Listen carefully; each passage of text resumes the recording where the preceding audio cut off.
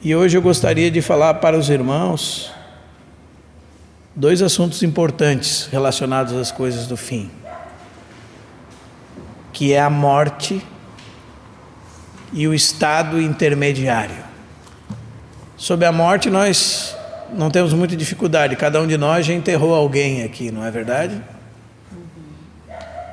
Você já foi num velório? Eclesiastes fala que é melhor ir num velório do que numa festa, porque lá você vê o fim de todos os homens, e cada um deve levar em consideração. Então, sobre a morte nós vamos falar hoje, mas de uma maneira um pouco mais rápida, ainda que precisamos entender algumas coisas. Mas o que é o estado intermediário? De maneira introdutória, eu posso dizer para os irmãos que o estado intermediário é a nossa condição após a morte, antes da vinda de Cristo. E por que é um estado intermediário? Porque todos os homens ressuscitarão, uns para a vida, outros para o juízo eterno. Então, todos os homens que morrem hoje estão em um estado intermediário. Eles têm a morte, a alma deles colocada em um lugar e seu corpo está na sepultura. E nós precisamos entender bem sobre isso. Amém, irmãos? Então vamos começar com a morte. O que é a morte? Segundo a ciência, é a ausência da vida. Acertei. Segundo a ciência, é a ausência da vida. Os irmãos podem abrir em Gênesis capítulo 35.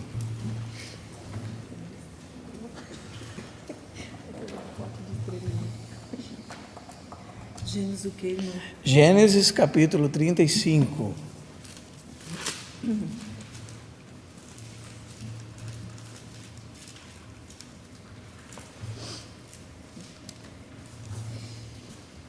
A parte que fala do nascimento de Benjamim e da morte de Raquel.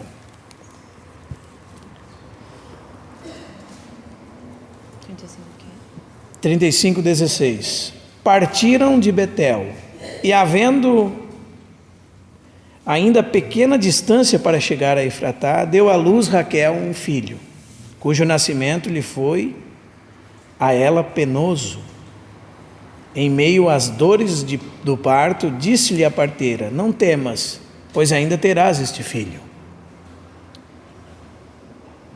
Ao sair-lhe a alma, por quê, irmãos?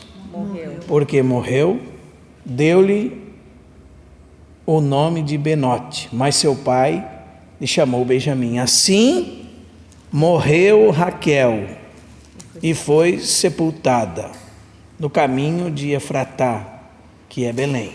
Sob a sepultura de Raquel levantou Jacó uma coluna que existe até o dia de hoje. Então partiu Israel e armou a sua tenda além da torre de Eder. Os irmãos podem abrir Eclesiastes também, capítulo 12, versículo 7.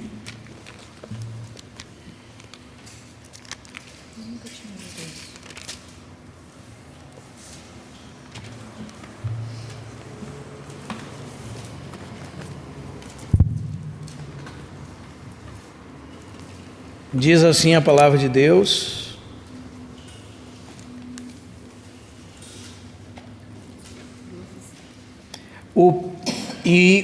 o pó volte à terra, como o era, e o espírito volte a Deus, que o criou. E também os irmãos podem abrir em Tiago, capítulo 2. Se você não der conta de abrir, guarde o texto para você ler.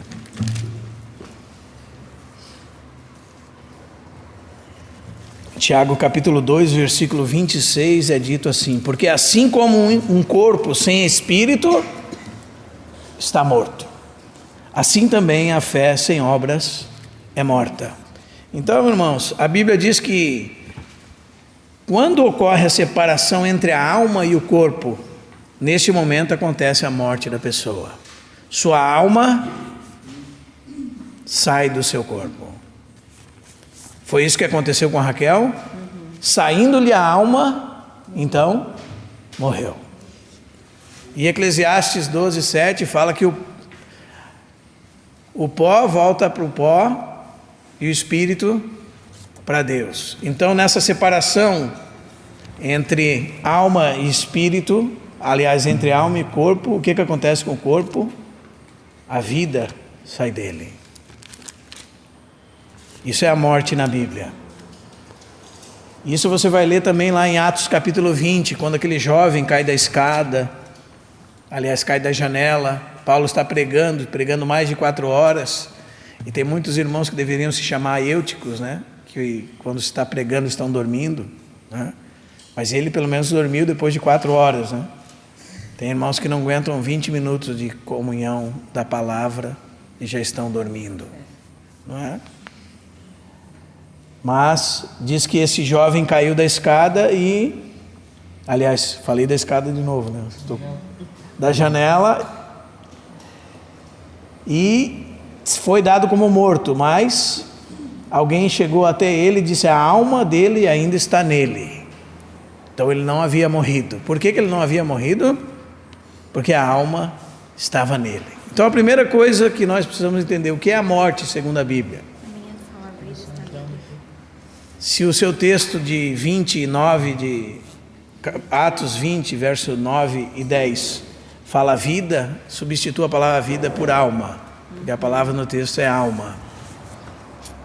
Então o que é a morte, irmãos? Aliás, melhor dizendo, quando acontece a morte? Quando o espírito, quando a alma sai. Porque a morte é mais que isso, é mais do que a ausência de vida. Amém? Então a primeira coisa, quando acontece a morte física de alguém? Quando a sua alma sai do seu corpo. Quando o espírito volta para Deus que o criou. Porque um corpo sem espírito está morto. Tiago 2,26. E saiu-lhe a alma, porque morreu. Gênesis 35. Então, irmãos, por que nós morremos? Alguém pode se arriscar em responder isso? Por que nós morremos? Que é a consequência do pecado. Nós morremos por consequência do Pecado. Se não houvesse pecado, não haveria morte. Veja a promessa de Deus, quando Deus fala para Adão que de todas as árvores do jardim ele podia comer, mas havia uma que no dia que ele comesse, certamente ele morreria. E nós todos sabemos que ele comeu dessa árvore e veio a morrer. A Bíblia diz, irmãos, em Romanos 6:23, que o salário do pecado, ou o pagamento pelo pecado, é a morte.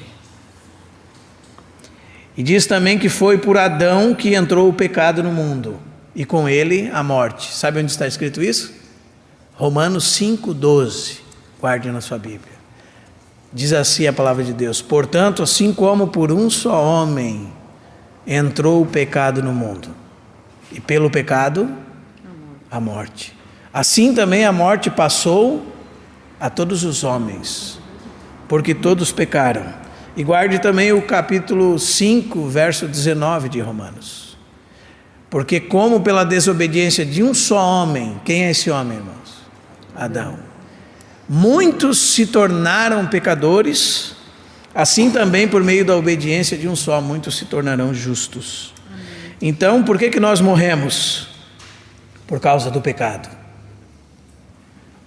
Quando Deus criou o homem, Deus não criou o homem para morrer.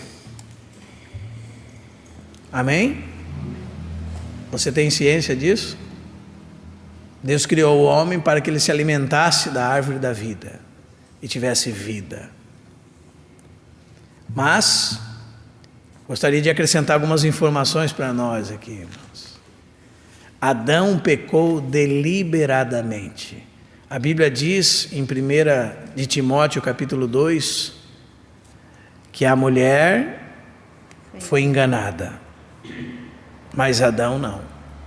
Adão pecou deliberadamente. Ele pecou porque amou mais ela do que a Deus. E por isso nós agora recebemos essa herança dele. E por isso nós morremos. Veja bem, gostaria de acrescentar para os irmãos aqui que você não morre porque viveu uma vida de pecados, então por consequência disso você morreu. A sua vida de pecados é consequência daquilo que você é. Você já nasce com esta raiz dentro de você. Você herdou isso dos seus pais. Então nós temos que fazer diferença entre 3 palavras na Bíblia. Pecados, no plural, com S no final. Pecado, no singular. E pecador. Você não comete muitos pecados, então você se torna um pecador. Isso está equivocado. Tire isso da sua cabeça. Porque você nasceu com o mal dentro de você, é que você peca. Então você peca porque o pecado está dentro de você. E ele é a raiz de todo esse mal. E por causa desta árvore estar em você, você peca. Os irmãos estão entendendo, irmãos? Não é porque você comete muitos delitos que você se tornou um pecador. Então, você nasceu, você é um anjinho. Isso é uma coisa muito equivocada que os pais gostam de falar sobre as crianças. Se você pegar 2 crianças e uma delas tem 3.000 brinquedos, e você colocar outra criança na mesma sala com ela, e tem um brinquedo que essa criança nunca pegou na vida, ela nem gosta de brincar com ele, mas então essa outra criança nessa mesma sala pega aquele brinquedo para brincar, então está feita a 3ª guerra nuclear. Por quê, irmãos? Porque ele nasceu assim. Você não precisa ensinar ele a fazer o mal. Isso vem dele naturalmente. Você precisa educá-lo com firmeza, segundo os preceitos da palavra de Deus, para que a estutícia não haja no coração da criança. E que você restringe o mal pela lei. E a lei é usada por meio da vara, muitas vezes neles. Então, a lei os conduzirá a Cristo. Então muitas pessoas têm levantado essa doutrina de Satanás que a psicologia funciona muito com as crianças. O que funciona com as crianças é a disciplina, irmãos. E a Bíblia diz que nós devemos disciplinar os nossos filhos com a vara, assim como o Senhor nos disciplina. E que isso vai conduzi-los a Cristo e vai restringir o mal no coração deles. Porque eles já nasceram com isso. É só você ler o Salmo 51. Você vai ver que essa herança já estava em Davi, muitas gerações depois. Davi disse: em pecado me gerou minha mãe. Ou seja, essa raiz do pecado vai passando hereditariamente de pai para filho. E por isso nós morremos. Por isso você vai ficando velhinho e você vai olhando no espelho e você vai começando a ficar com rugas. Rugas são sinais de morte por causa do pecado. Amém? Mas por que no exato momento que Adão pecou, irmãos, ele não morreu? Por quê? Essa pergunta, irmãos, nos leva a entender o que é o homem. Você sabia que muitas vezes para você entender o que é escatologia, você precisa passar pela antropologia, você precisa entender o que você é, do que você é feito, do que você é constituído. O que é o homem segundo a Bíblia? Do que ele é formado? E você vai ler em Gênesis 2:7 que o Senhor Deus formou o homem do pó da terra. E o Senhor Deus, depois que formou o homem do pó da terra, soprou sobre ele fôlego de vida. No hebraico essa palavra é Neshama Rajim, fôlego de vidas. E diz que quando o Senhor Deus soprou sobre este que ele formou do pó da terra, fôlego de vida, o homem veio a ser alma vivente. Nefesh, alma. Quando o sopro de Deus entrou no homem, ele se tornou uma alma vivente. Então aqui você encontra os elementos constituintes do homem. E esses elementos se repetem no Novo Testamento. Por exemplo, quando você abre em Tessalonicenses 5:23, 1 Tessalonicenses 5:23, a palavra de Deus diz assim: o mesmo Deus da paz vos santifique completamente, ou em tudo. E aí o apóstolo Paulo vai dizer o que é esse tudo? Ele diz: o vosso espírito, alma e corpo sejam conservados íntegros e irrepreensíveis para a vinda do nosso Senhor Jesus Cristo. E ele repete essa divisão lá em Hebreus 4:12. Ele diz que a palavra de Deus é viva e eficaz.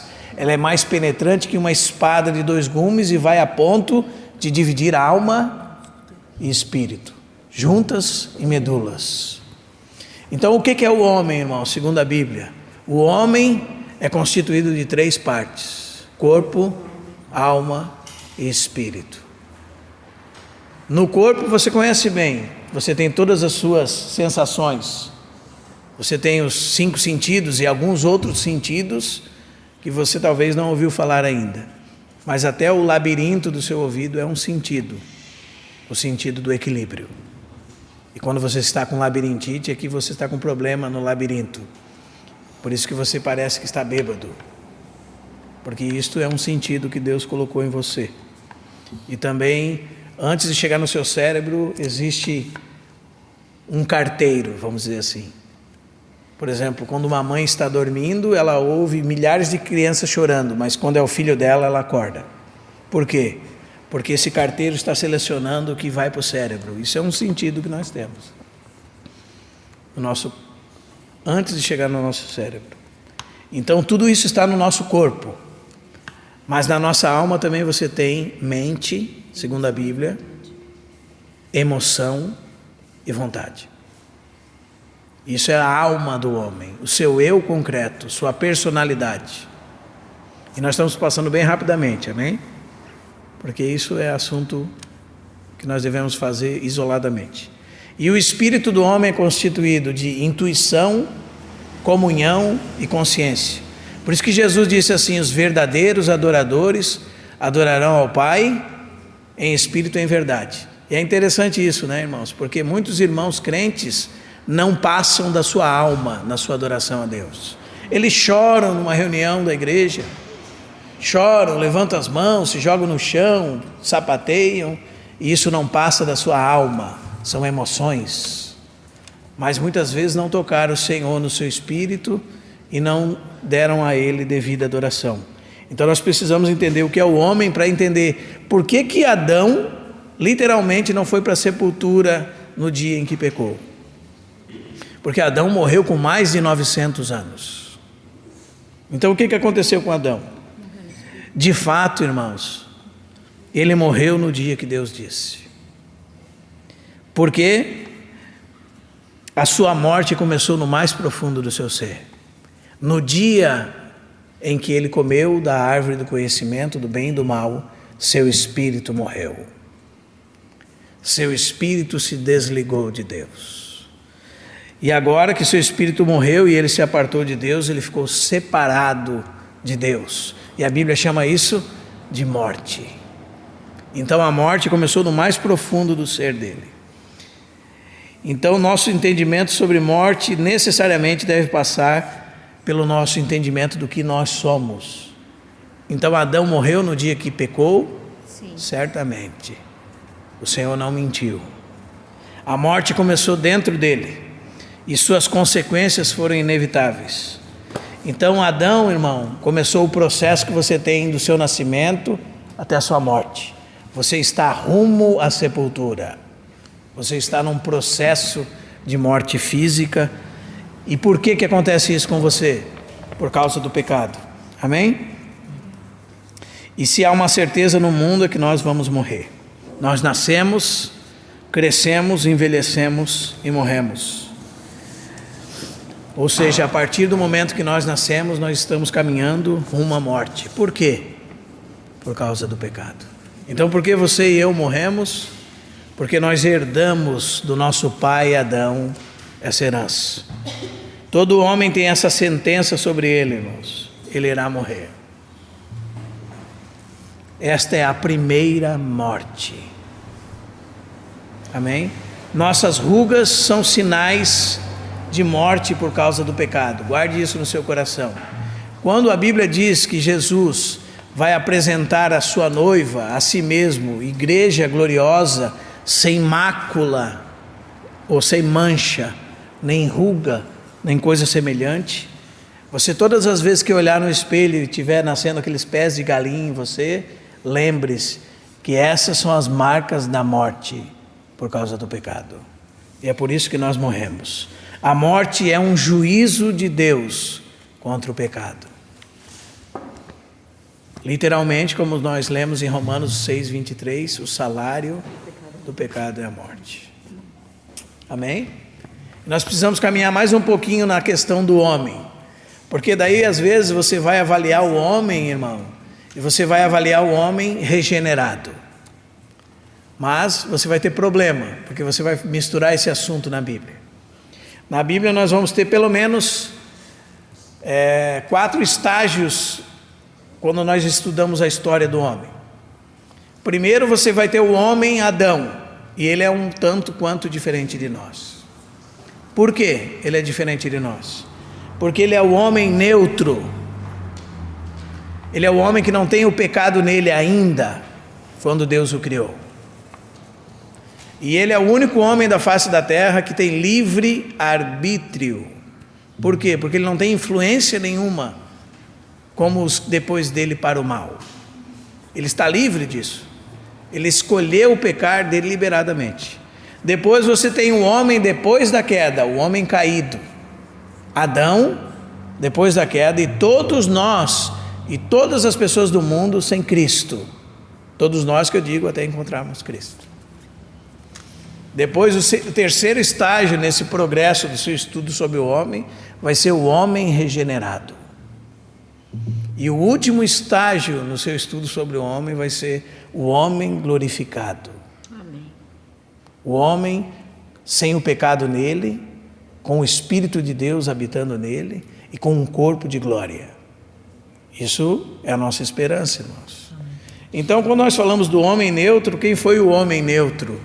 Adão. Por que ele é neutro?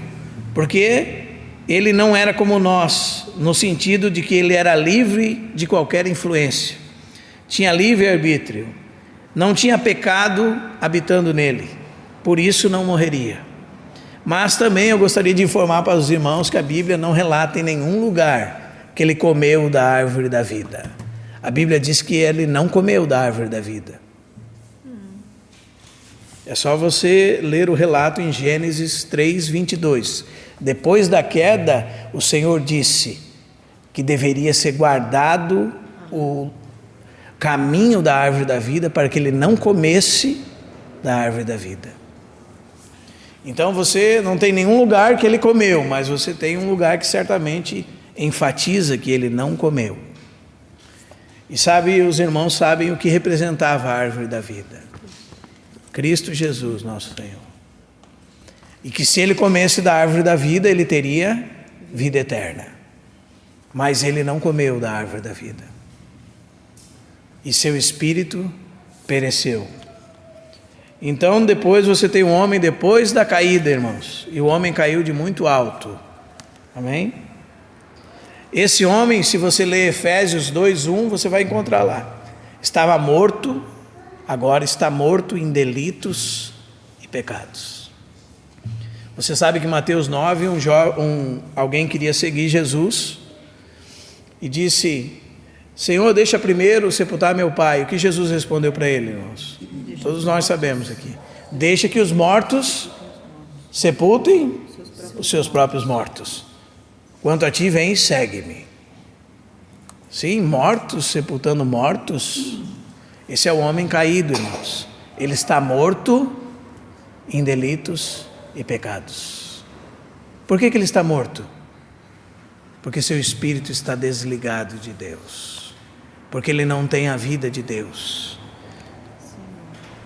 Então seu espírito está morto para com Deus. Ele está separado de Deus. Não há relação nenhuma entre Deus e ele. Não podemos dizer que o espírito dele foi aniquilado. Isso é um assunto importante, guarde entre parênteses. Porque ele ainda se relaciona com espíritos imundos, com feitiçaria, com bruxaria. Ele morreu para com Deus. Então não se engane. Amém? Então, irmãos, e o terceiro homem, seguindo um passo adiante, é o homem regenerado. Esse é um pouco mais complexo. Esse homem está entre o agora e o ainda não. Esse somos nós.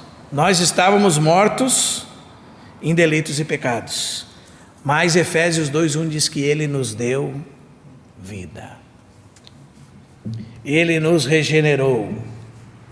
A Bíblia fala em João capítulo 1, verso 14, que nós que cremos no nome de Jesus Cristo, nós de Deus nascemos. Nós nascemos do alto. Nós nascemos de novo. Nós fomos regenerados. E nós somos homens e mulheres complexas. Bem complexas. Por quê, irmãos? Porque nosso corpo físico ainda está caminhando para a morte. Certo? E por que ainda está caminhando para a morte? Porque o pecado ainda está aonde? Nos nossos membros. Então por isso nós somos homens complexos.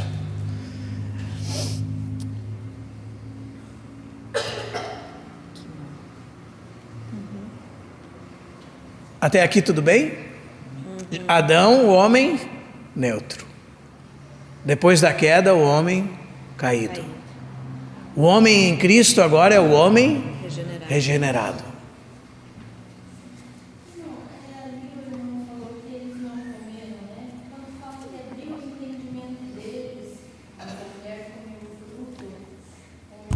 Ela comeu do fruto do conhecimento do bem e do mal. A árvore que ela não comeu é a árvore da vida. Ambos comeram da árvore do conhecimento do bem e do mal.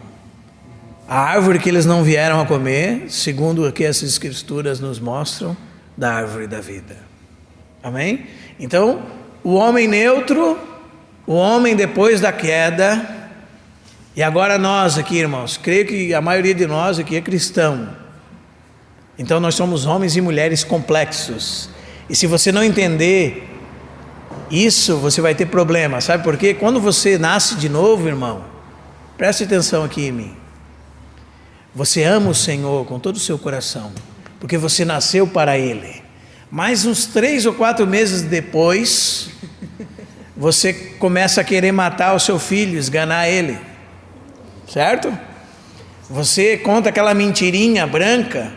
A mentira, todo que fala mentira, João 8,44, é filho do diabo. Às vezes a gente usa essa expressão da mentirinha branca, né?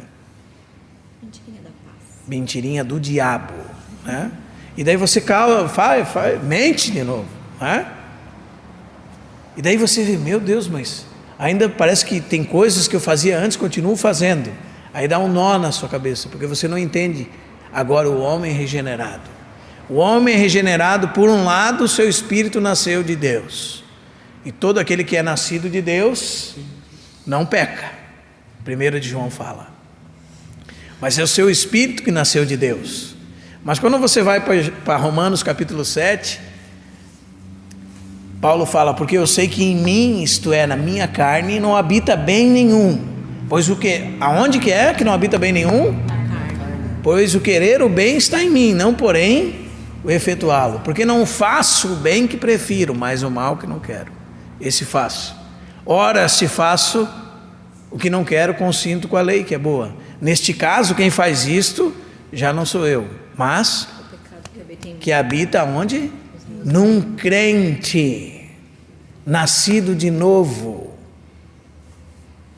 Então, ao querer fazer o bem, ele diz, encontro a lei de que o mal reside em mim. Veja como nós somos complexos agora, irmão. Nós estamos numa luta contra o pecado.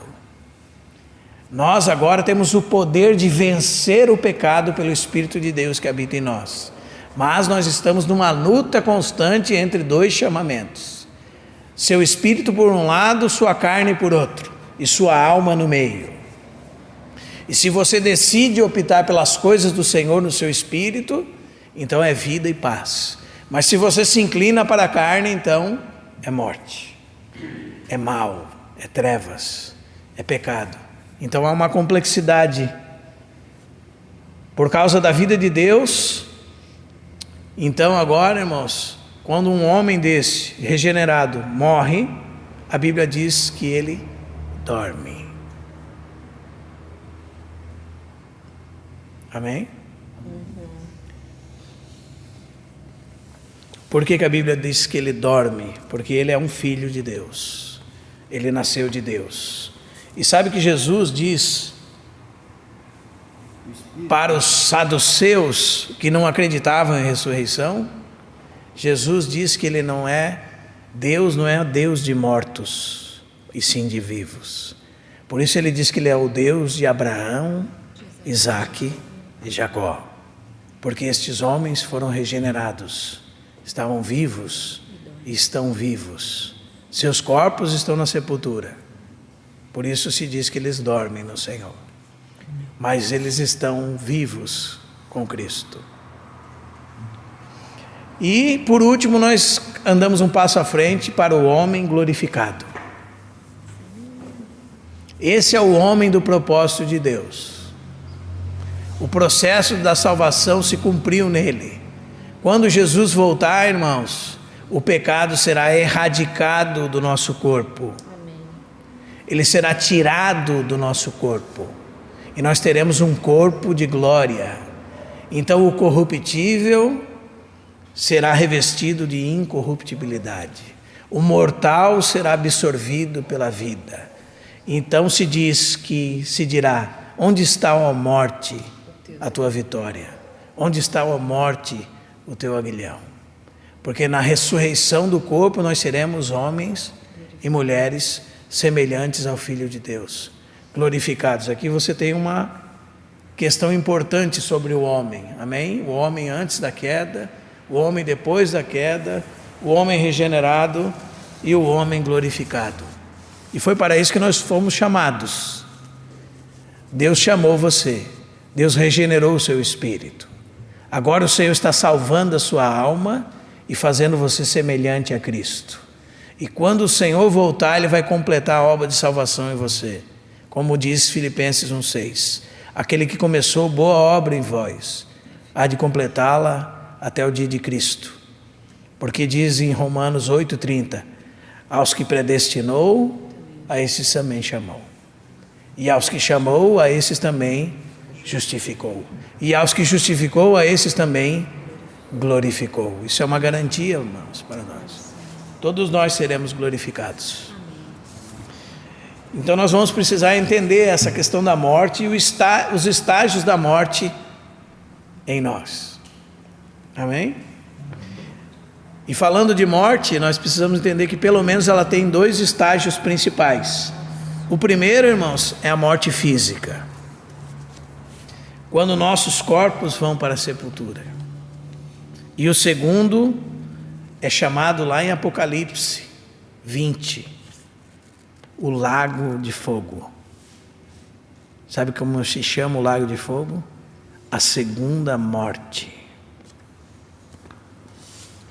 Alguém não regenerado hoje já experimenta a morte espiritual e no juízo experimentará também a segunda morte.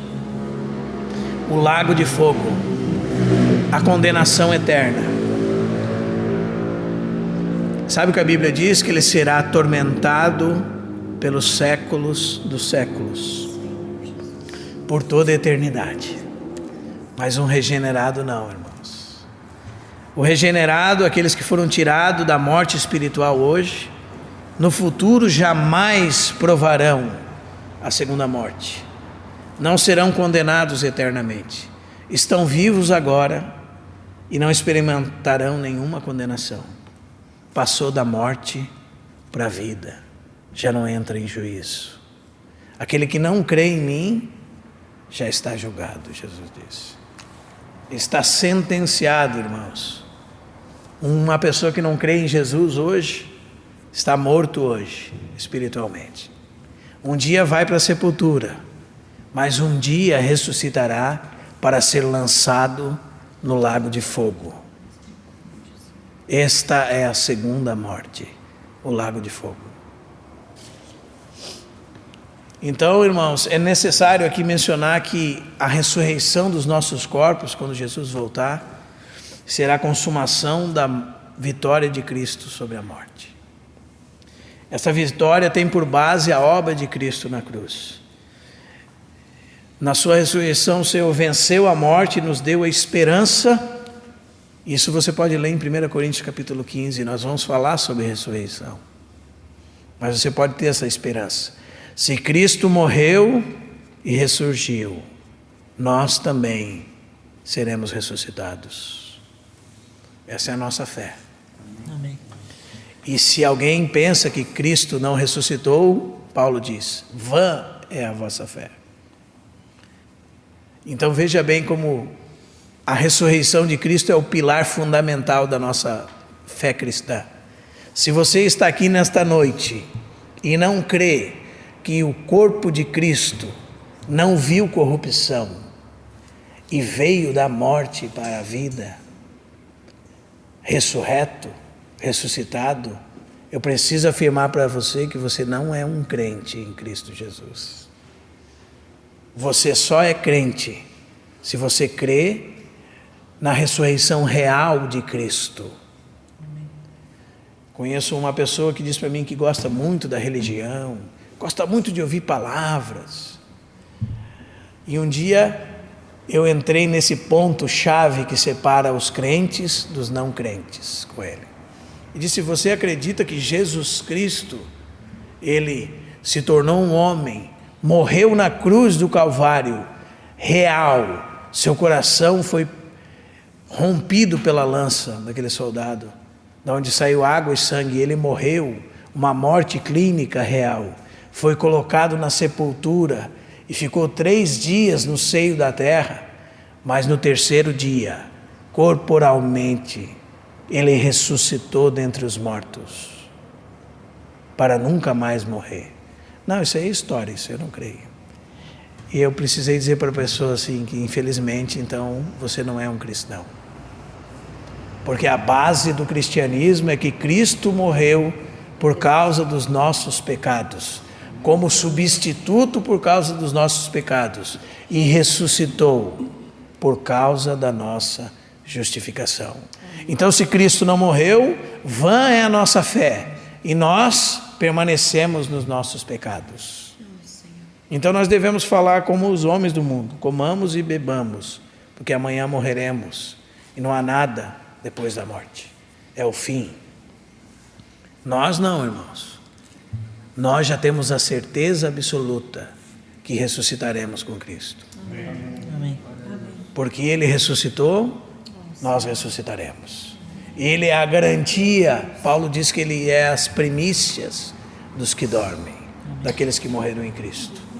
Amém? Dando um passo adiante então, passando da morte para este mundo que você fica de cabelos em pés. O mundo dos mortos. O nosso estado intermediário. Então, quando nós tratamos de um assunto como esse, do estado intermediário, nós precisamos estar bem atentos. Porque nenhuma experiência que alguém teve pode ser baliza para nós. Alguém diz para você, eu tive uma morte clínica, minha alma saiu do corpo, eu fui, tinha uma carruagem, me levou, não sei o quê, e começa a contar aquela história, e escreve um livro. Não serve para nós. Nós precisamos ficar com a palavra de Deus. E se aquilo que essa pessoa diz não corresponde à palavra de Deus, nós descartamos. Sabe por quê, irmãos? Porque há muitas vozes no mundo, e há vozes de erro no mundo, e o diabo está no mundo com seus seguidores para nos contar a versão dele das coisas. A mentira do diabo está presente, sempre presente. Então nós não ignoramos as invenções de Satanás. Amém? Também nós não ignoramos que pessoas podem ter experiências reais e interpretar suas experiências pelos seus paradigmas religiosos, certo? Ela teve uma experiência real, mas a interpretação dela da experiência é segundo o que ela aprendeu, e o que ela aprendeu não condiz com o que a Bíblia diz. Então, ela está interpretando sua experiência segundo o que ela aprendeu em alguma tradição religiosa. Também não podemos aceitar. Nesses assuntos nós podemos só ir até onde a Bíblia diz. Amém? Paulo fala isso em 1 Coríntios 4. Nós estamos escrevendo essas coisas para vocês, para que ninguém ultrapasse o que está escrito. Então você quer andar em solo seguro? Ande no que a Bíblia diz.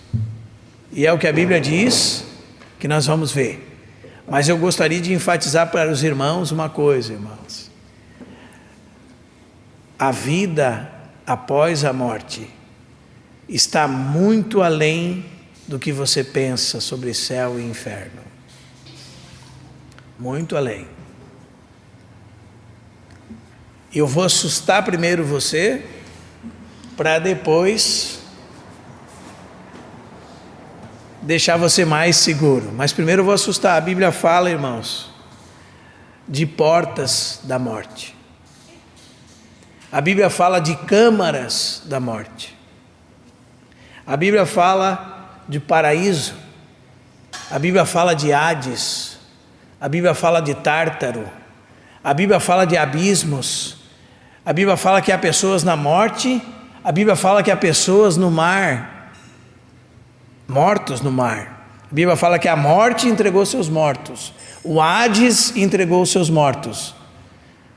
O mar entregou seus mortos. Há uma complexidade que você nem imagina sobre isso.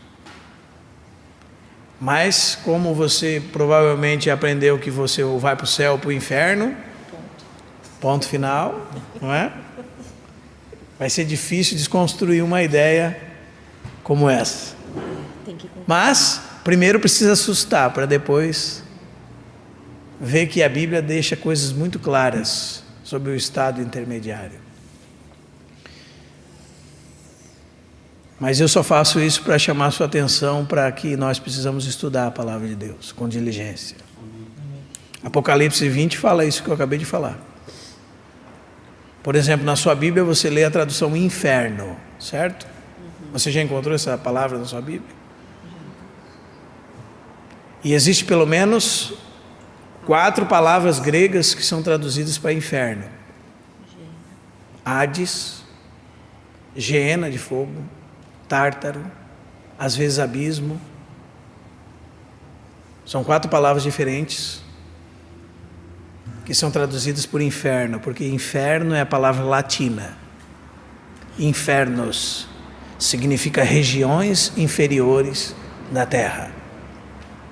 Então nós precisamos estar cientes do que a Bíblia diz sobre este estado que agora os homens podem estar. Amém? E eu gostaria muito de chamar a sua atenção, porque muitas pessoas dizem que a morte física é o fim. Não pense que é o fim. Amém? Então, porque elas pensam que é o fim, elas querem fazer como Isaías disse, né? Isaías disse que muitos diziam assim: comamos e bebamos, porque amanhã morreremos. Então, se a morte é o fim, vamos aproveitar o máximo que nós temos da nossa vida para curtir, porque morreu, acabou. Mas para nós não é assim. O cristianismo não está sobre essas bases. Para nós, todos nós temos ciência de que todos os homens serão julgados. e que a morte não encerra a nossa existência. Que na alma a morte permanece após o corpo ir para a sepultura. Você sabia disso, irmão? Isso é o que o cristianismo diz. Seu corpo vai para a sepultura e sua alma para algum lugar. Amém? Então nosso objetivo agora é ver o que acontece com os homens após sua morte. E nós vamos dividir esses homens em duas categorias: os salvos e os não salvos. Isso vai fazer os nossos cabelos da cabeça se arrepiarem. Sabe por quê, irmãos? Porque muitas vezes você não tem cuidado nenhum com alguém que está indo para o inferno. Você não está ligando sobre isso. Às vezes é um parente seu, um filho, uma esposa, um marido, e você não está preocupado com a alma dele. Porque ele ir para o túmulo é uma coisa, ele ir para o inferno é outra coisa. Isso precisava chamar muito a nossa atenção. Então a palavra de Deus diz que a morte física, nós lemos, vamos lá, irmãos, é a ausência da alma no corpo. E Tiago diz que um corpo sem espírito está morto, Tiago 2,26. Se juntarmos essas duas sentenças, entenderemos que quando acontece a morte física, é quando acontece a saída do espírito e da alma do corpo de um homem. Então nós precisamos lembrar que o homem é constituído de 3 partes: espírito, alma e corpo. Então lembre o que nós lemos em Eclesiastes 12:7. O pó volta para a terra e o espírito para Deus, que o criou. Quando acontece a morte física, o sopro de vida dado por Deus volta para ele. O corpo vai para a terra. Foi tirado da terra e para a terra retorna. Como diz Gênesis 3:19. Do pó fostes tirado e para o pó voltarás. Mas e a alma, para onde vai? Ela não perece, ou seja, alguns pensam que ela é aniquilada. Será que ela perece, irmãos? Não perece. Para onde então vai? Onde estará depois da morte física? Lembre-se que ao deixar a alma de Raquel, o corpo dela morreu. Mas para onde foi sua alma? Você já considerou sobre isso, irmão? Lembrei daquele corinho antigo: para onde irá tua alma? Qual será no futuro o teu lar? Né? Então a primeira coisa que nós precisamos combater para você nunca cair, irmãos, é a mentira do sono da alma. Essa é uma mentira. E alguns dizem que quando você morre, sua alma então dorme. E entre estas pessoas estão os adventistas do 7º dia, as testemunhas de Jeová. Eles dizem que todos os que morrem estão sem consciência, estão como que dormindo em profundo sono, por causa de textos que falam que os que morreram em Cristo dormem. Então nós vamos precisar ler um texto, só um texto, amém? Porém, irmãos, quando fala que um crente em Cristo dorme, sabe como se chama isso? Eufemismo. Isso é uma figura de linguagem, uma maneira branda de suavizar o peso conotador de outra palavra. Então, porque duas coisas: um crente em Cristo continua vivo porque seu espírito foi vivificado, então a palavra de Deus diz que ele dorme. Amém? Porque ele é crente, então a palavra diz que dorme. E daí essas pessoas pensam que por a palavra dizer que ele dorme, sua alma está dormindo. Mas a palavra é muito clara em mostrar que a alma não está dormindo. Nós veremos a seguir. Mas abra sua Bíblia em João capítulo 11, vamos ver o caso de Lázaro. Você sabe que Lázaro morreu, Jesus estava muito longe dele e foi avisado que ele havia morrido, certo? Ele foi avisado que havia morrido Lázaro. E no verso 11, Jesus diz para os seus discípulos assim: nosso amigo Lázaro adormeceu e vou para despertá-lo. E veja, irmãos, os discípulos não entenderam o que Jesus havia falado. Eles não entenderam que Jesus se referia à morte física de Lázaro. Pensavam que estava repousando. E se estava repousando, estava seguro. Isso está lá no verso 12 e 13. O mesmo capítulo. Capítulo 11 de João, verso 11, 12 e 13 até agora. Então Jesus disse mais claramente: Lázaro morreu. Ok?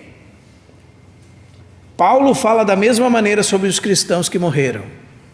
Ele diz que eles dormiram no Senhor, pois isto se refere ao corpo físico e não à alma. Lázaro adormeceu. Seu corpo foi para a sepultura. E o que Jesus ia fazer? Iria lá despertá-lo.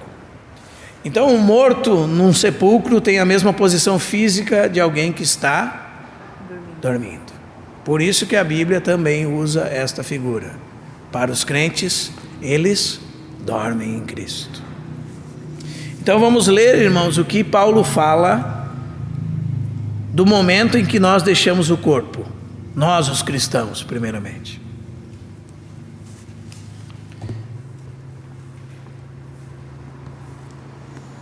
Capítulo 5 de 2 aos Coríntios.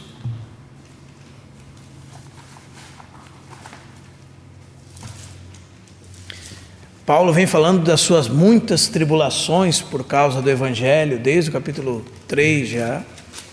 E quando ele chega no final do capítulo 4, ele fala que a sua ardente e momentânea tribulação produz eterno peso de glória, além de toda comparação. E quando ele entra no capítulo 5, ele começa a falar do seu tabernáculo terrestre, o seu corpo. E ele diz que nesse tabernáculo eles gemiam,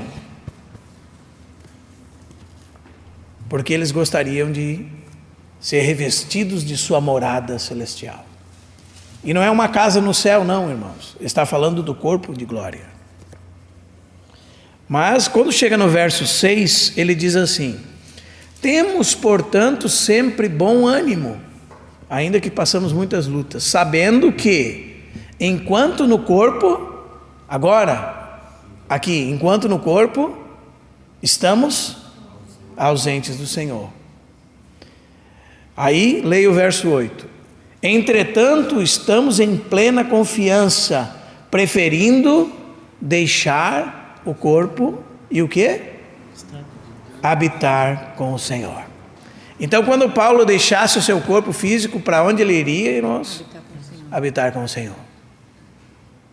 Imediatamente habitar com o Senhor.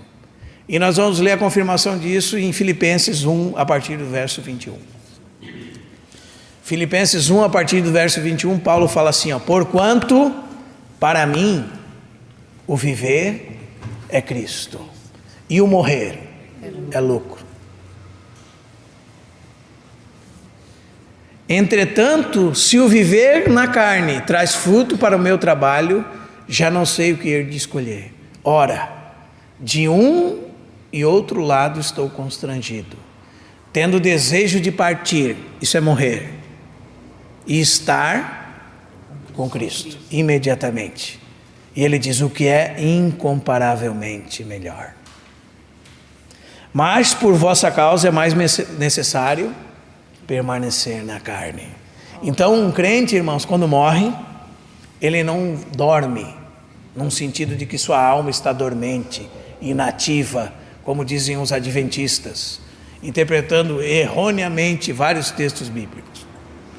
Mas diz que ele estará imediatamente com o Senhor. E Paulo diz, de acordo com esses textos, enquanto nós estamos no corpo físico, estamos ausentes do Senhor.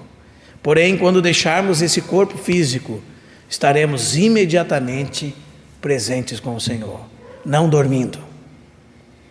Nossa alma não estará dormindo. O sono da alma é uma heresia.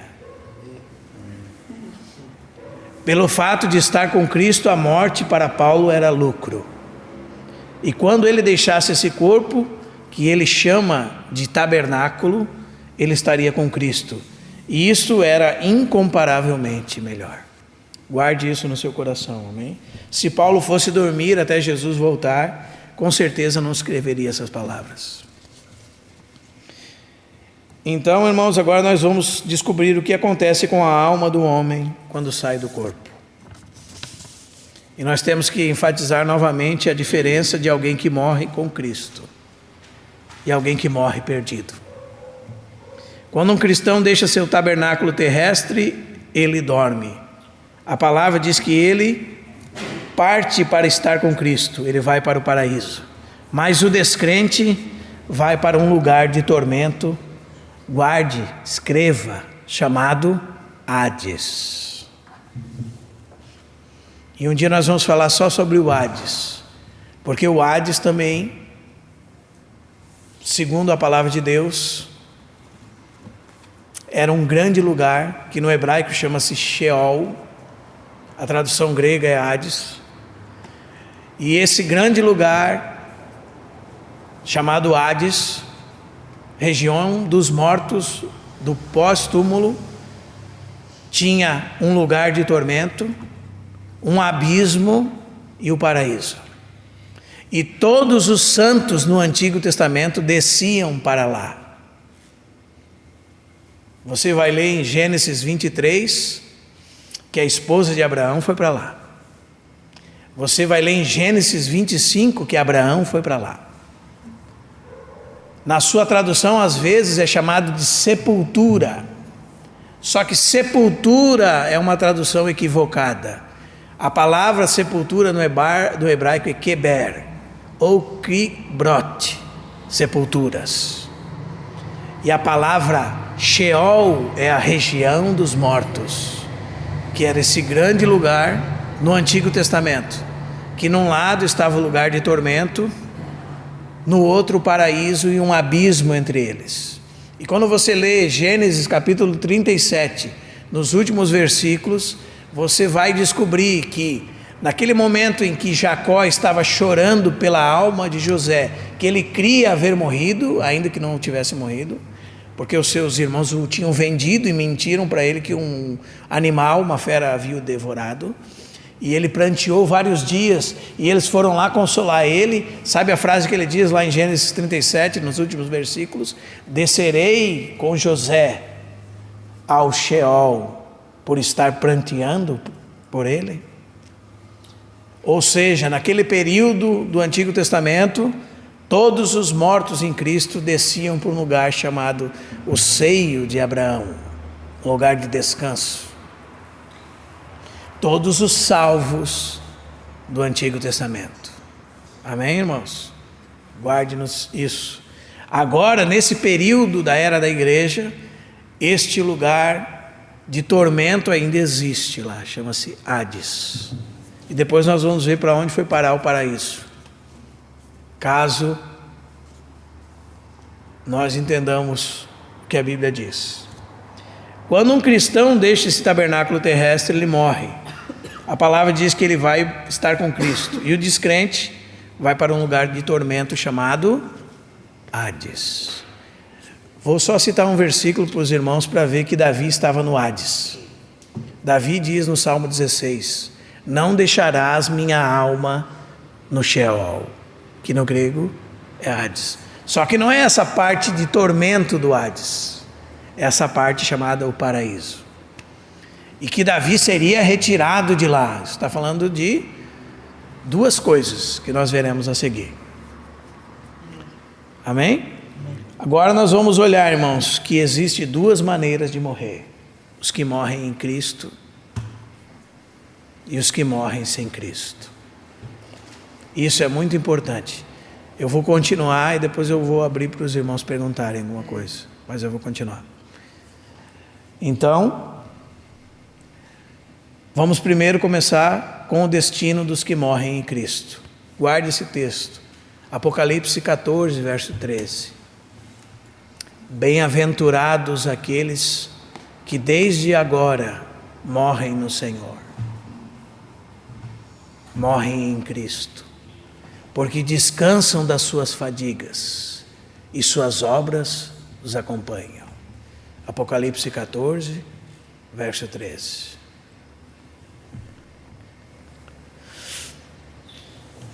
Então, irmãos, repetindo, o que é o estado intermediário? É o estado das almas nesse momento. Nesse momento, aqueles que morreram sem Cristo não têm corpos, mas suas almas estão conscientes. Eles estão em algum lugar, estão ausentes do seu corpo. Os crentes presentes com o Senhor, os perdidos ausentes do seu corpo, em lugar de tormento. Então vamos abrir em Lucas capítulo 16.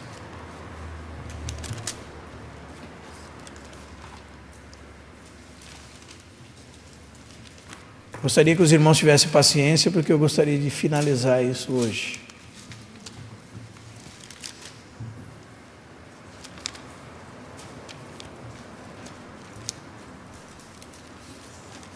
Lucas capítulo 16. Eu sei que muitas vezes, irmãos, você ouviu esta história que nós vamos contar para você como uma parábola, mas eu gostaria de enfatizar uma realidade sobre esse texto. Jesus não está contando uma parábola. Lucas 16, verso 19 em diante. O que você chama de parábola do rico e Lázaro, Jesus não chama de parábola. Quando Jesus conta uma parábola, o texto se introduz dizendo assim: e contou-lhes uma parábola. Aqui Jesus não diz que é uma parábola. Aqui Jesus afirma que havia um homem, primeiro de tudo, um homem rico. E ele omite o nome do homem rico. Porém, de Lázaro, ele não omite. Você não vai encontrar nenhuma parábola que se descreve o nome de alguém, a não ser esta que você chama de parábola e que não é parábola.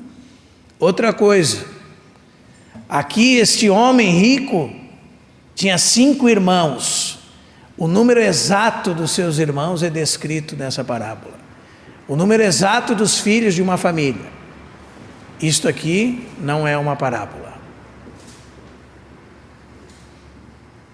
Os irmãos estão me entendendo, irmãos? É que o Lucas está fazendo 3 com a mão, eu fiquei pensando, não, é 5 irmãos. Será que ele está fazendo 3 porque eu errei, é 3? Não, é 5 irmãos. Eu fui incrédulo aqui com o que ele estava falando, porque ele estava fazendo 5 dedos. Estava fazendo 5 dedos. Fiquei olhando, mas... Primeiro você precisa identificar que isso aqui é uma história verídica, para você nunca mais esquecer disso. Amém? E essa história verídica conta a realidade de 2 homens após a morte. Amém? E diz assim o texto. E eu vou primeiro ler o texto em relação a Lázaro e incluir outros textos. Mas vamos ler rapidamente o texto todo. Havia certo homem rico, que se vestia de púrpura e de linho finíssimo, e que todos os dias se regalava esplendidamente. Todos os dias ele fazia um banquete esplêndido. Havia certo mendigo chamado Lázaro, coberto de chagas, que jazia à porta daquele, e desejava alimentar-se das migalhas que caíam da mesa do rico, e até os cães vinham lamber-lhe as úlceras. Aconteceu morrer o mendigo. E o que aconteceu com ele? E ser escoltado pelos anjos para o seio de Abraão. Morreu também o rico e foi Nemeion, sepultado, colocado num túmulo. No Hades, mude a sua tradução aí, por favor. No Hades, estando em tormentos, levantou os olhos e viu ao longe a Abraão e a Lázaro no seu seio. Então, clamando, disse: Pai Abraão, tem misericórdia de mim, e manda que Lázaro molhe em água a ponta do dedo, me refresque a língua, porque eu estou atormentado nesta chama. Disse, porém, Abraão: Filho, lembra-te que recebeste os teus bens em tua vida, e Lázaro igualmente os males. Agora, porém, aqui ele está consolado, tu, porém, em tormentos. E além disso, está posto um grande abismo entre nós e vós, de sorte que os que querem passar daqui para vós não podem, nem os de lá passar para nós.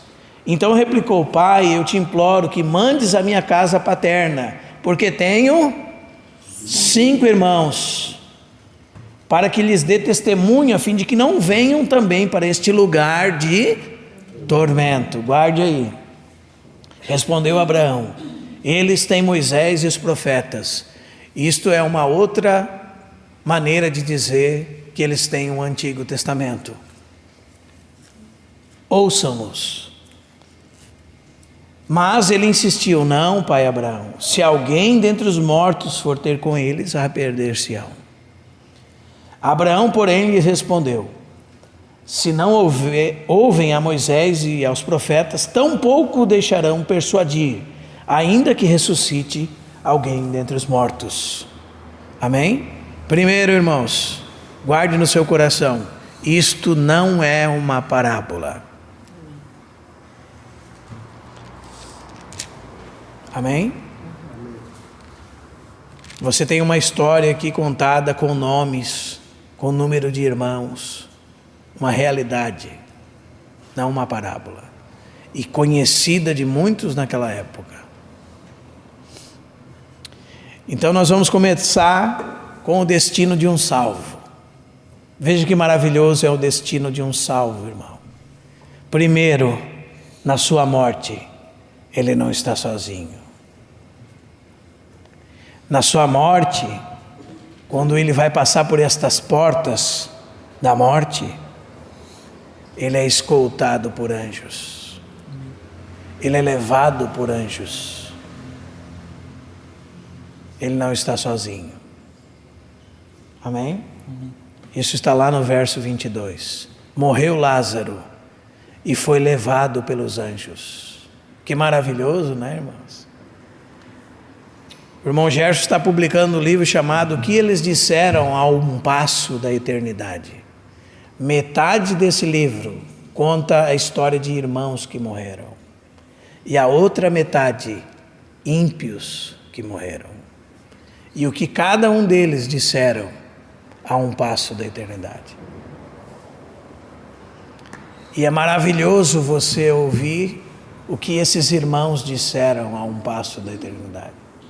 Mas é a coisa mais terrível você ler os relatos dos homens que se pereceram sem Deus.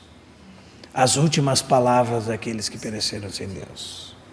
Então, para os salvos, eles serão escoltados por anjos até um lugar de consolo, até o seio de Abraão, até o paraíso.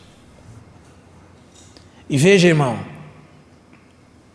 nesse lugar há certa consciência e imagem de corpo.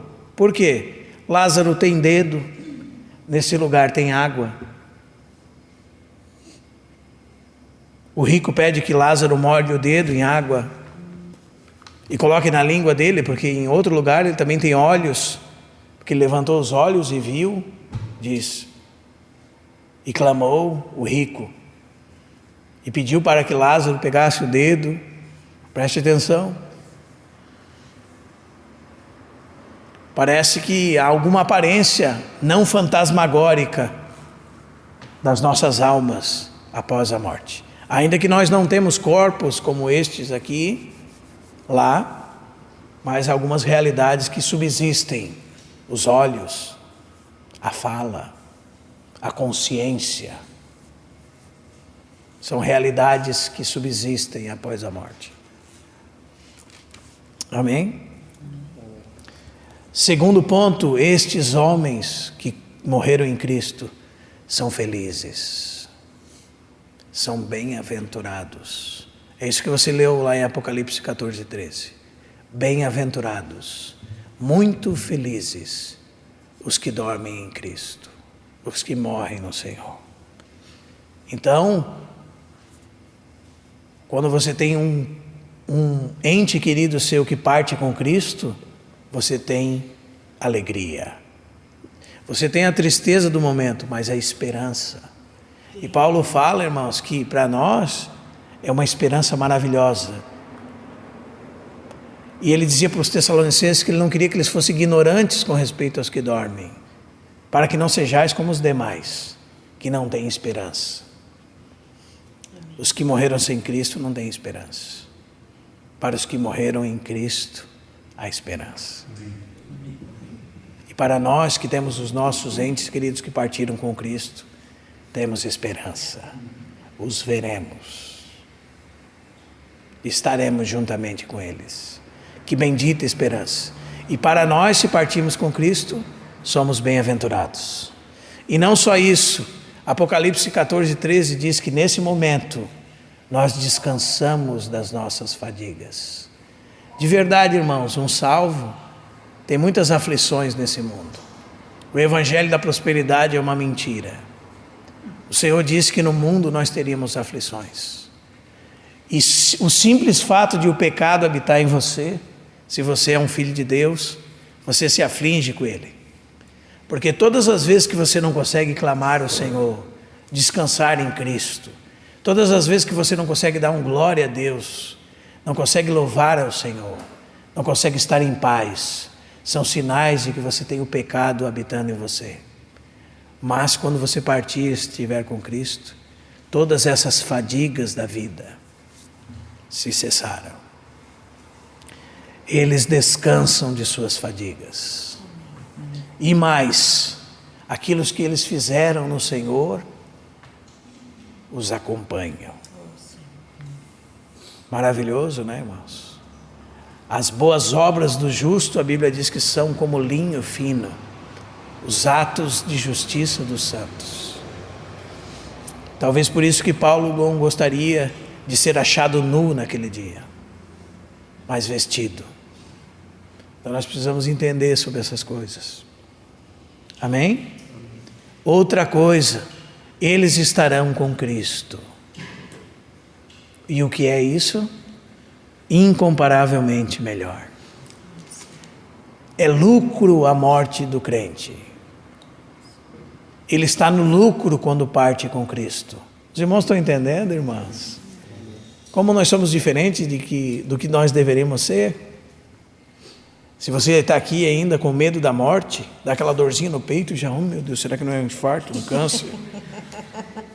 Só pensa besteira. Será que eu não estou morrendo? Será que não é um derrame cerebral? Não é? As indagações da vida, né, irmãos? Estar com Cristo é lucro. Viver nesse mundo é Cristo. Viver a vida de Cristo. Mas, se partir, estaremos com Cristo. Amém? E para onde nós vamos, irmãos? A palavra de Deus diz que Jesus disse ao ladrão da cruz que hoje mesmo, naquele dia, ele estaria com Cristo no paraíso. Que maravilha, né, irmãos? Um lugar de descanso, um lugar de consolo, como se fala de Lázaro aqui no verso 25. Lembra-te que recebestes os teus bens nessa vida e Lázaro igualmente os males. Agora, porém, ele está aqui consolado. O consolo de Deus. Maravilhoso, né, irmãos? Para aqueles que morrem em Cristo. Segundo Apocalipse 6,14, os que morrem em Cristo estão debaixo do altar de Deus, no céu. E mais para frente nós vamos ver que é possível que esta parte que estava nesse grande lugar onde Lázaro é descrito aqui, foi levada com Cristo na sua ressurreição, para junto dele no céu.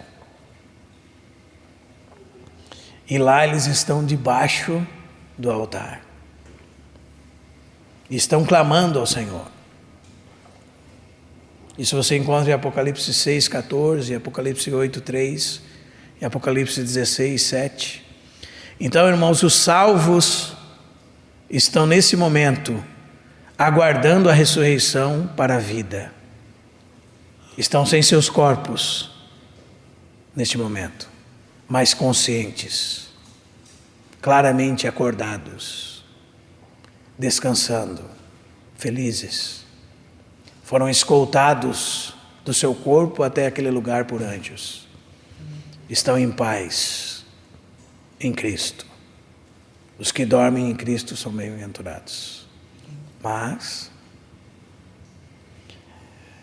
quando você abre em João capítulo 8, versículo 24, quando Jesus está tratando com aqueles homens incrédulos, Jesus dá uma sentença sobre eles que poderia ser o título daqueles que morrem sem Cristo. A sentença é a seguinte: João capítulo 8, versículo 24. Eu vou ler desde o 21 bem rapidamente. De outra feita lhes falou Jesus, dizendo: vou retirar-me e vós me procurareis, mas perecereis no vosso pecado. Para onde eu vou, não podeis ir. Então diziam os judeus: terá ele acaso a intenção de suicidar-se? Porque diz: para onde vou, não podeis ir. E prosseguiu: vós sois cá de baixo, eu lá de cima. Vós sois deste mundo, eu deste mundo não sou. Por isso eu vos disse que morrereis nos vossos pecados. Por que eles morrerão nos seus pecados, irmãos? Porque se não crerdes que eu sou, morrereis nos vossos pecados. Esta é uma maneira de dizer que uma pessoa morreu sem Cristo. Se ele morreu sem Cristo, ele morreu nos seus pecados. E você sabe que aqueles que morreram sem Cristo perecerão. E o que distingue um do outro é isso. O que determina a condenação destas pessoas que nós estamos citando, irmãos, é o fato de não crerem em Cristo. Elas, ao morrerem, estão sós, abandonadas, perdidas. Seu destino está traçado. Rejeitaram a salvação e agora terão a paga dos seus pecados. E para onde elas vão? Primeiro você lê em Lucas 16, que aquele homem foi sepultado. E não fala nada que ele foi conduzido a algum lugar. Talvez para enfatizar o fato que Lázaro estava muito bem acompanhado na sua morte. Mas ele, abandonado, perdido. E a Bíblia diz que aquele homem estava onde? Verso 23. No inferno, no Hades. E vamos ver que lugar é esse, segundo esse texto aqui. Primeiro, irmãos, ele estava num lugar, verso 28, parte final, de tormento. Os irmãos estão entendendo, irmãos? Nós já estamos concluindo. Segundo, essas pessoas estão solitárias. E vamos seguindo, irmãos. Bem diferente de Lázaro, não é verdade? Terceiro, aliás, quarto, né? Estão em tormentos. E a palavra significa em tortura. Com dores agudas. Das dores de uma enfermidade. verso 23. No inferno estando em tormentos, essa é uma palavra, significa tortura, tormento, dores. Seguindo o texto, estão em chamas, sendo atormentado.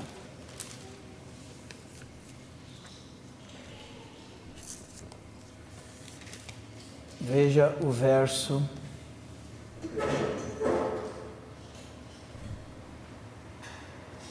24. Então clamando disse: Pai Abraão, tem misericórdia de mim, manda que Lázaro molhe em água a ponta do dedo e me refresque a língua, porque estou atormentado nesta chama. E aqui nós precisamos fazer uma pequena diferenciação. Aqui não é o lago de fogo, irmãos. Esse lugar aqui se chama Hades, mas nesse lugar também tem chamas, também tem tormento, também tem tortura e sofrimento, mas ainda não é a condenação final deles. Preste bastante atenção nisso. Nesse lugar ele tem sentidos, ele tem sede, ele tem olhos, ele deseja por água. No verso 24 você vê que ele tem sede. Nesse lugar ele é acusado pela sua consciência, eternamente acusado, por não ter respondido. Que coisa terrível, né, irmãos? Ser atormentado não só por atormentadores, mas pela própria consciência. Então aqueles que morreram sem Cristo vão para este lugar terrível. Este lugar ainda não é o seu destino definitivo, porque ainda estão aguardando quando o Hades será lançado no lago de fogo, depois do juízo do grande trono branco. E guarde aí, eles estão num lugar de tormento agora, sim, mas a palavra que você deveria traduzir por inferno na Bíblia não é esta aqui. Inferno deveria ser a tradução de Geena de fogo. E aparece em muitos lugares das Escrituras e é o destino final dos perdidos. Quem inaugura esse lugar chamado Geena de fogo é o anticristo e o falso profeta. Apocalipse 19, versículos finais. Depois, o próximo que vai para lá, para esse lugar eterno de tormento, é Satanás. E depois todos os que o seguiram, no juízo do último dia do grande trono branco, onde esses homens que já estão em tormento agora, ressuscitarão para serem lançados no lago de fogo. O Hades deu seus mortos que nele estavam e foram julgados e lançados no lago de fogo. Então que destino terrível, irmãos. Já agora, nós podemos dizer que eles estão em prisão preventiva, mas já cumprindo suas penas. Por quê? Porque não receberam a Cristo. Que terrível. E nós já estamos acabando. Gostaria de só levantar um pouquinho a questão da controvérsia que há teologicamente com respeito ao paraíso. Alguns irmãos dizem que o paraíso continua no mesmo lugar. Teólogos importantes, que há um abismo, num lugar o paraíso e no outro lugar de tormento. E outros dizem que na ressurreição Cristo levou consigo as almas daqueles que estavam no paraíso e tomou para si o paraíso e levou com ele, junto com ele. Existem duas escolas diferentes. Então, na antiga dispensação, antes da morte de Cristo, fica claro que todos que morriam iam para este lugar grande chamado Sheol, que num lado estava um lugar de tormento, no meio um abismo, no outro um lugar de descanso chamado Seio de Abraão. Neste grande lugar havia o Seio de Abraão e um lugar de tormentos dividido por um abismo intransponível entre eles. Por isso que Abraão diz que ninguém pode passar dali para o outro lado e nem vir de lá para cá. Então, uma escola diz que mesmo depois da morte de Cristo as coisas permanecem assim. E outra diz que Cristo levou consigo para o céu as almas dos santos que estavam no paraíso, ou melhor dizendo, o próprio paraíso. Há alguns indícios que corroboram com a opinião que Cristo levou consigo o paraíso. E eu vou mostrar para os irmãos. Primeiro deles, o Senhor se levanta para receber o primeiro mártir da igreja, Estevão. No capítulo 7 de Atos, versículos 54 a 59, quando eles estavam apedrejando Estevão, que invocava e dizia: Senhor, recebe o meu espírito. Diz que o Senhor estava em pé, e ele diz que viu o Senhor em pé à destra de Deus. Então disse essas palavras. Então dá-se a entender que o Senhor estava recebendo ele. E aonde que o Senhor estava?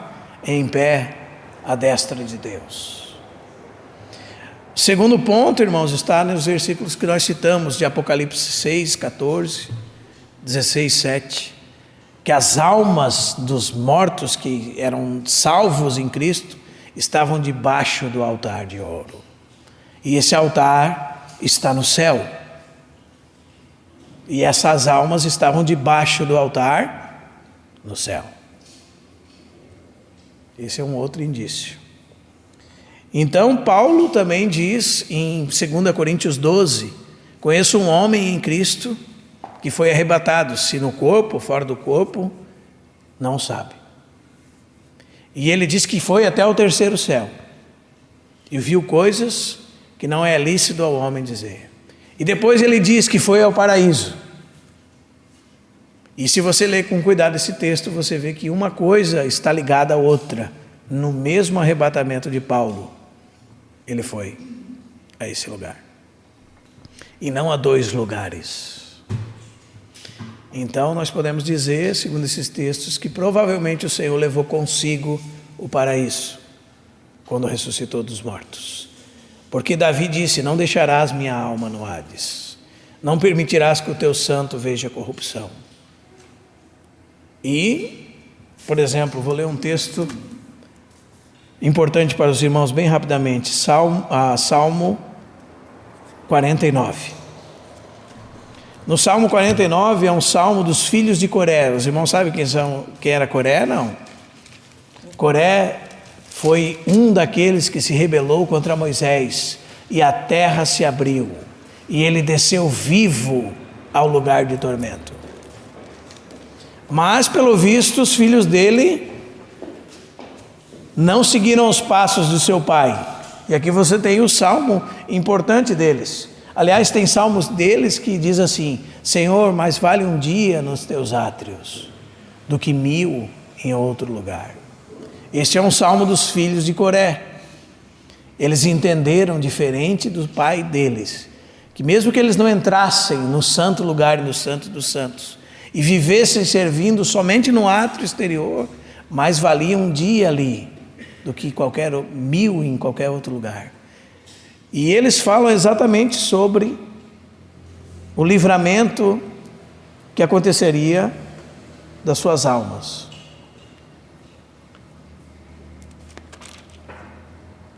No Salmo 49.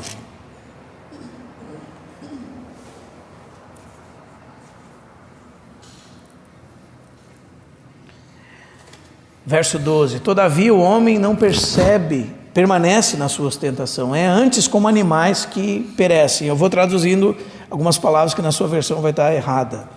Como ovelhas são postos no Hades. Aqui está a sepultura, só que sepultura não é barco, é Keber, e não Sheol, ou Kibrote, e aqui a palavra é Sheol, e diz que como ovelhas são postos no Sheol, e a morte é o seu pastor. Isso você vai encontrar no 4º cavaleiro do Apocalipse, aquele amarelo. Fala que A morte e o Hades o seguiam. É a mesma expressão que está aqui. A morte é o seu pastor, e eles, como ovelhas, são postos no Sheol. Eles descem diretamente para a cova, onde a sua formosura se consome. O Hades é o lugar em que habitam. Mas agora eles, olha a esperança desses servos de Deus. Mas Deus remirá a minha alma do poder da morte, pois Ele me tomará para si. Por causa de textos como esse, os irmãos dizem que provavelmente na morte de Cristo, Ele resgatou todos aqueles que estavam lá e levou-os com Ele. E levou o paraíso com Ele. E há muitos textos como esse, muitas promessas como essa. E também um texto clássico que os irmãos conhecem em Efésios 4, a partir do verso 8. E a graça foi concedida a cada um de nós, segundo a proporção do dom de Cristo. Por isso diz: aquele que subiu às alturas, levou o cativo o cativeiro e concedeu os dons aos homens. E ele continua dizendo: ora, o que quer dizer subiu? Que senão que também havia descido até as regiões inferiores da terra. Agora a gente já não vai poder falar de inferno, mas de infernos no plural. Regiões inferiores da terra. E diz que ele levou cativo o cativeiro. E me parece que realmente esse texto significa isto. E também em Mateus capítulo 24, versículo 30 e 31, a palavra de Deus que diz que na vinda de Cristo, Ele reunirá os seus escolhidos de uma a outra extremidade da onde? Dos céus.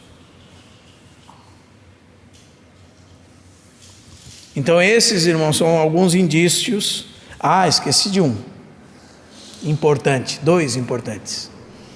Paulo fala assim: irmãos, não quero que sejais ignorantes com respeito aos que dormem, para que não sejais como os demais que não têm esperança. 1 Tessalonicenses 4,13.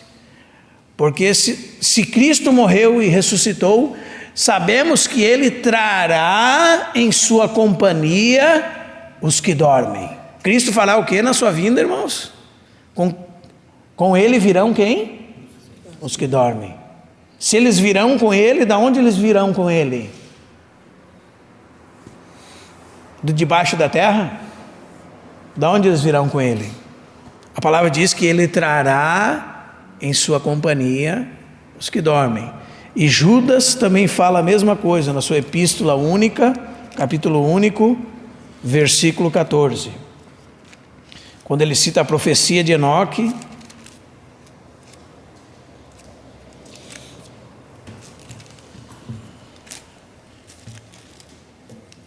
no verso 14 ele nos diz assim: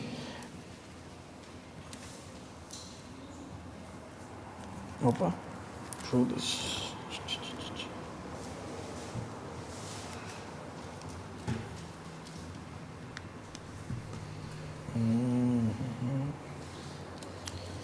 Espera aí, irmãos.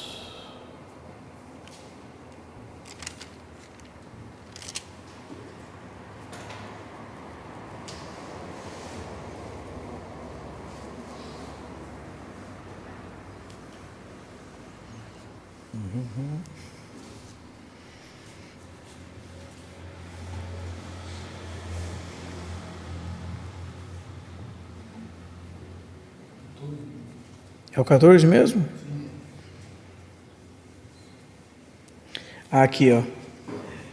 Eis que veio o Senhor entre suas santas miríades, ou com todos os seus santos. Aqui muitos pensam que são anjos, né? Mas o texto me parece estar muito mais claro, falando dos seus santos, como Paulo disse, que o Senhor trará em sua companhia os que dormem. Então, irmão, para finalizar, eu gostaria que nós considerássemos algumas verdades sobre esses dois temas e algumas aplicações práticas, para você sair daqui bem preocupado, num bom sentido. Primeiro, irmão, a morte encerra todas as oportunidades. Guarde isso registrado no seu coração. A morte encerra as oportunidades para você. Para você crente, encerra as oportunidades de avançar rumo à maturidade. Se você morrer hoje, você permanece. Se você é uma criança em Cristo ainda, você permanece nesse estado. Então, enquanto você tem tempo de vida, pense em remir o tempo. É isso que Paulo fala em Efésios capítulo 5, irmãos. Portanto, vede prudentemente como andais, não como nécios, e sim como sábios, remindo o tempo, porque os dias são maus. O que nós devemos fazer, irmãos? Remir o tempo. O tempo nosso é precioso. Ele precisa ser consagrado a Cristo, para Cristo, por Cristo, para o objetivo e glória de Cristo, para que Cristo tenha os seus frutos devidos. Você sabia que é isso que você devia estar fazendo em todas as áreas da sua vida? Se você é um vendedor, você deveria estar vendendo para a glória de Cristo. Se você é um analista de sistemas, você deveria estar fazendo isso para a glória de Cristo. Para que Cristo tivesse os seus frutos. O objetivo principal da sua vida seria você exercer sua função no mundo como um missionário para que Cristo receba frutos do seu trabalho, em todos os sentidos. Então você deveria estar vivendo para Cristo. Porque quando a vida se encerrar, e você vai dizer para mim, eu tenho que trabalhar, irmão. Não estou falando quanto trabalho. A Bíblia diz que se você não trabalha, você não devia nem comer. Quem não trabalha, que não coma. Estou falando que o seu trabalho, no seu trabalho você deveria ter consciência plena de que aquilo é uma oportunidade que o Senhor te dá para estar diante de pessoas que vão para o inferno se morrerem. Os irmãos estão me entendendo, irmãos? E você deveria estar clamando para ser um vaso de Deus, que ganhasse as pessoas para Cristo, para não perder as oportunidades, remindo o tempo desses dias que são maus. Então, o que nós temos feito da nossa estada nessa terra? Nós temos ciência que se nós sairmos ali fora e um carro nos atropelar e nós morrermos, finalizou-se as oportunidades. Terminou as oportunidades. Se você não amadureceu, você ressuscitará com Cristo, mas será corrigido por Ele como um filho. E outro dia nós vamos falar sobre isso.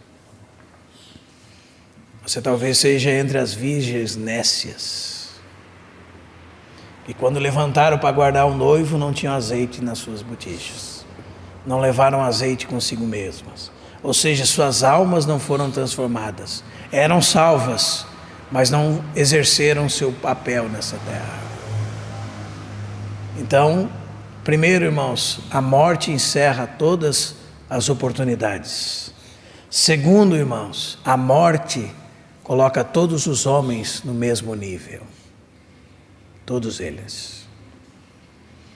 Por isso que Paulo diz em 1 Timóteo 6,7: porque nu viemos para esse mundo, e nu sairemos dele. Tendo com o que comer e com o que vestir, estejais contentes. Todos os homens são igualados na morte. Não é isso que você vê entre o rico e Lázaro? O rico todos os dias fazia uma grande festa, um grande banquete e se vestia com as melhores roupas. Era uma festa maravilhosa a cada dia. Mas ele ficou no mesmo nível de Lázaro. No seu enterro não vai ter caminhão de mudança. E por mais que você tenha muitas coisas, você vai deixar tudo. E segundo o que a Bíblia diz, você futuramente pensa que vai deixar para os seus filhos, e você vai deixar para um homem chamado o Anticristo, que vai tomar para ele toda a riqueza do mundo, inclusive aquilo que você pensa que está guardando para o seu filho. Então, irmãos, Nesse momento, os homens estão no mesmo nível. Terceira coisa, nossas atitudes aqui determinam o nosso destino eterno. Não esqueça disso. E a última, a total, absoluta urgência da pregação do Evangelho. Se você ignora o que nós estamos estudando aqui, não faz mal que alguém esteja no seu lado, rumo ao precipício, porque você ignora que a alma dele vai, depois da morte, para o Hades, para as chamas, para o tormento, para a tortura, para a desgraça, para a ruína. Então você anda com ele todos os dias, aquele seu amigo, sabe, que há 20 anos anda do seu lado, você não dá testemunho para ele, ele não é salvo, nunca se tornou um crente por sua causa, né? Porque você não dá testemunho para ele, e ainda quando a vida dele terminar, ele vai para o inferno. E o que nós temos feito disso? Nós temos uma absoluta responsabilidade de pregar o Evangelho. Então nós temos que pegar o Evangelho, irmãos, todo o tempo. A nossa mente deve estar repleta desse anseio de que as pessoas à nossa volta conheçam a Cristo. Porque elas vão morrer, mas aquilo não é o fim para elas. Aquilo é o começo da desgraça delas, se elas não têm Cristo. Quantos amigos você tem que não tem a Cristo? Quantos parentes você tem que não tem a Cristo? Como é que você lida com essa urgência? Porque é uma urgência. Quantos vizinhos você tem que não tem a Cristo? Quantas pessoas no mundo você conhece que não tem a Cristo? Que você pessoalmente conhece? No seu redor, na sua profissão, na sua família, no seu lar, por todos os seus ambientes que você anda social. E, aliás, irmãos, tem muitas pessoas em denominações, em instituições religiosas que receberam uma doutrina dos seus pais, mas não têm a Cristo. Tem a religião, mas não tem a Cristo. E vão para o inferno do mesmo jeito, porque não tem a Cristo. E o que diferencia os homens é exatamente o que nós estamos falando aqui. Se não crerdes que eu sou, morrereis nos vossos pecados. E não há outro caminho, não há outro mediador entre Deus e os homens. Jesus Cristo, homem. Ele é a ponte que nos leva a Deus. Ele é o sumo pontífice. Muitos papas se chamaram sumos pontífices, construtor de pontes. Mas a única ponte que nos leva a Deus é Cristo. Nenhum outro caminho leva a Cristo. Os espíritas pensam que vão ressuscitar várias vezes e um dia vão se tornar um espírito de luz. Isto é mentira. E eles estão fazendo bem para os outros, porque se eles fizerem o mal, eles vão pagar na sua vida posterior. Isto é mentira. Eu gostaria de ler para os irmãos isso para ficar no nosso coração.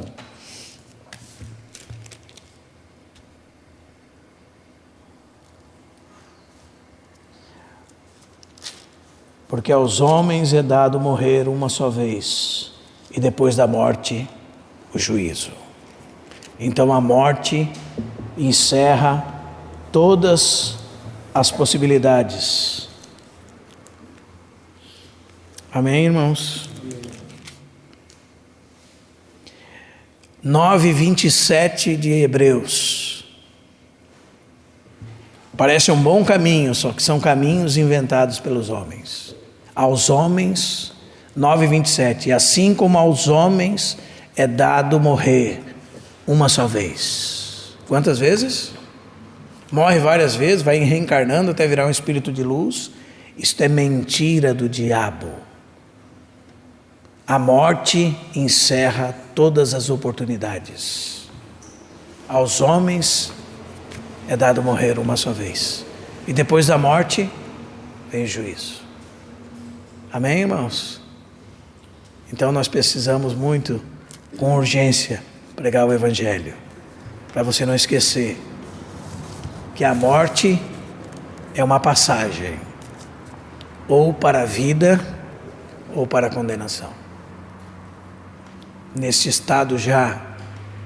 Se algum parente seu morrer hoje, se algum irmão seu morrer hoje, se algum amigo seu morrer hoje, se algum filho seu morrer hoje, sem Cristo, ele vai para o inferno, ele vai para um lugar de tormento.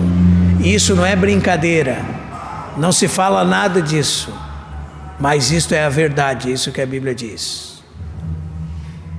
Gostem os homens ou não, por isso que não se fala nada disso, porque fere os homens, porque eles vão para o inferno, eles perecerão, aqueles que não têm a Cristo. Então não deixe para amanhã, amém? Peça a Deus que você seja alguém que em todas as esferas que você anda, você esteja ganhando pessoas para Cristo. Não ignore esse chamado, foi para isso que nós fomos comissionados. Amém? Vamos orar, irmãos, agradecer ao Senhor. Peço perdão aos irmãos pela demora, mas penso que nós deveríamos concluir. Guarde as suas perguntas, que são muitas, escreva num papel, e nós vamos continuar semana que vem falando sobre a ressurreição. A ressurreição dos justos e a ressurreição dos ímpios. As duas ressurreições. E na sequência nós vamos falar sobre o tribunal de Cristo, que todos nós vamos comparecer um dia, e assim por diante. E assim nós vamos falando das últimas coisas.